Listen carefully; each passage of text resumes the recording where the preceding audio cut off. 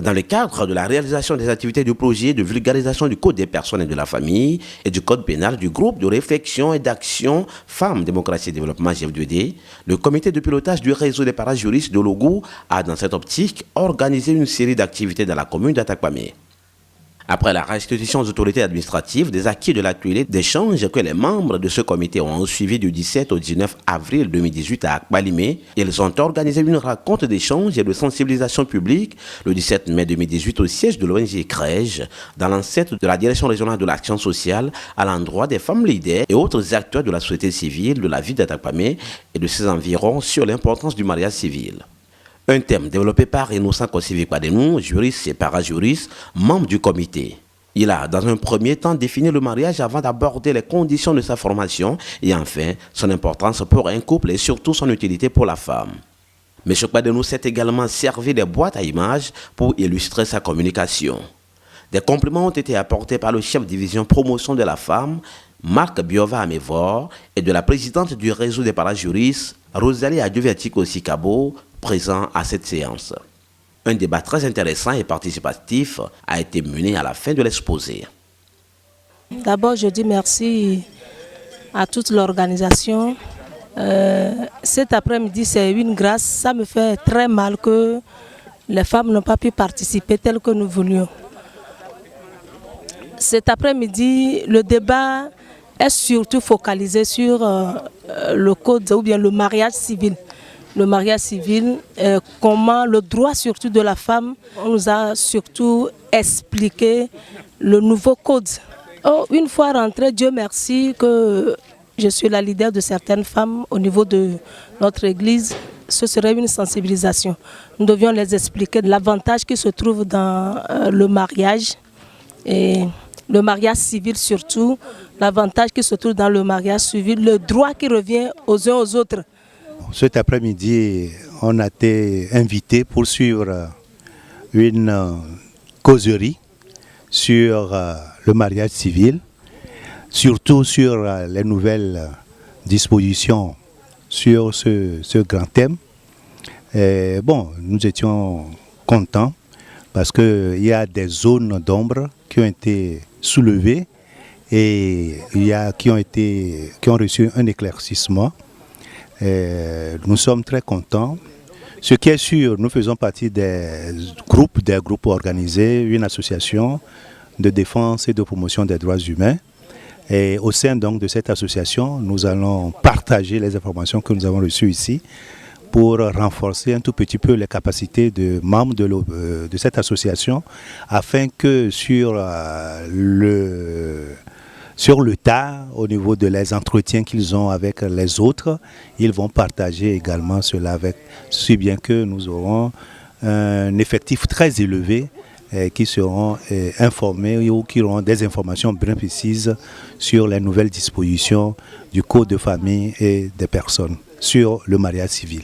Le 25 mai 2018, l'équipe des parajuristes s'est retrouvée sur les antennes de Radio Maria Vigo Potens pour animer une émission autour des droits successoraux.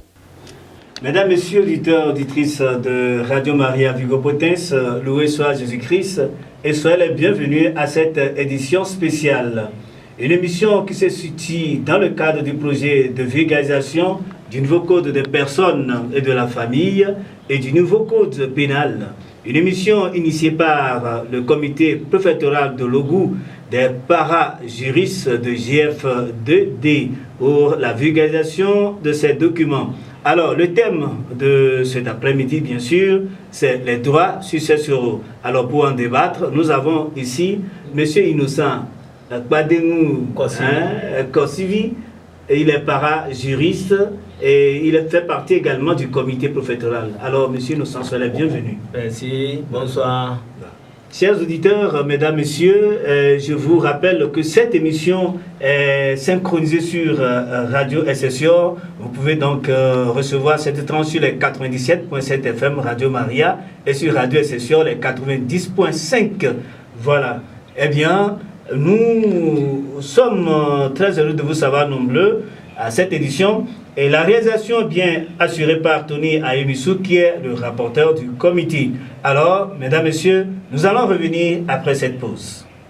Merci à la technique assurée par notre sœur Fernandine. Voilà, monsieur Kouadé, nous le savons bien que après le décès de la famille, de papa ou de maman, la succession a été toujours un problème. Et en Afrique, nos familles vivent souvent ce problème. Alors, nous allons donc vous inviter à nous éclairer sur les droits successoraux. Alors, quand nous parlons de la succession, qu'est-ce qu'on peut entendre par la succession, monsieur Innocent? Merci, cher animateur.